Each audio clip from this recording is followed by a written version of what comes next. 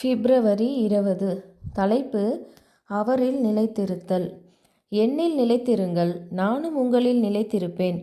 கொடியானது திராட்சைச் செடியில் நிலைத்திராவிட்டால் அது தானாய் கனி கொடுக்க மாட்டாதது போல, நீங்களும் என்னில் நிலைத்திராவிட்டால் கனி கொடுக்க மாட்டீர்கள். யோவான் 15:4. பாவ பிணியிலுள்ள ஆத்துமாக்களுக்கான நிவாரணமாக தெய்வீக ஆவியானவர் வழங்கப்படுவதற்காக நாம் ஜெபிக்க வேண்டும்.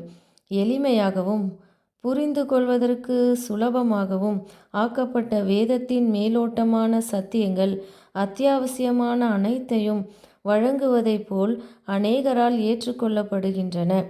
ஆனால் ஆத்துமா மீது கிரியை செய்யும் பரிசுத்த ஆவியானவர் தவறான கருத்துக்களால் கரைபடாத சத்தியத்திற்கான ஓர் ஊக்கமான வாஞ்சையை விழித்தெழச் செய்கிறார். சத்தியம் என்றால் என்ன என்று தெரிந்து கொள்ள உண்மையாகவே வாஞ்சையோடு இருக்கும் நபர் தொடர்ந்து அறியாமையில் இருக்க முடியாது.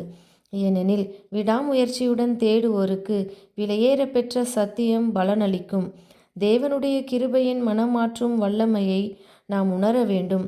தேவ ஆவியானவருக்கு விரோதமாக தங்கள் இருதயங்களை அடைத்து கொண்ட அனைவரிடமும் ஊக்கமாக மன்றாடுகிறேன், என்னுடன் நிலைத்திருங்கள் என்று வலியுறுத்துகிறேன். தெய்வீக சிங்காசனத்தண்டை நாம் சாஷ்டாங்கமாக விழுந்து சீஷர்கள் மீது பொழிந்ததைப் போலவே நம்மீதும் தேவ ஆவியானவர் ஊற்றப்பட நாம் ஏன் ஜெபிக்கக்கூடாது? அவருடைய பிரசன்னம் நமது கடினமான இருதயங்களை மென்மையாக்கி ஆசீர்வாதத்தின் வாய்க்கால்களாக மாற்றி மகிழ்ச்சியாலும் சந்தோஷத்தினாலும் நிரப்பும். தம்முடைய ஒவ்வொரு பிள்ளையும் விசுவாசத்தில் ஐஸ்வர்யவானாக இருக்க வேண்டுமென தேவன் விரும்புகிறார். இந்த விசுவாசம் மனதின் மீது கிரியை செய்யும் பரிசுத்த ஆவியானவரின் கனியாகும்.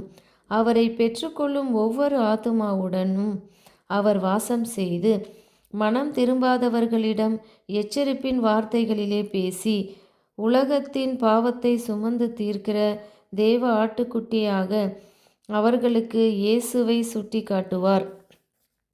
தேவனுடன் ஒத்துழைக்க முற்படுகிறவர்களுடைய மனங்களுக்குள் வெளிச்சத்தை பிரகாசிக்க செய்து அவருடைய பணியை செய்ய அவர்களுக்கு ஆற்றலையும் ஞானத்தையும் அளிப்பார்.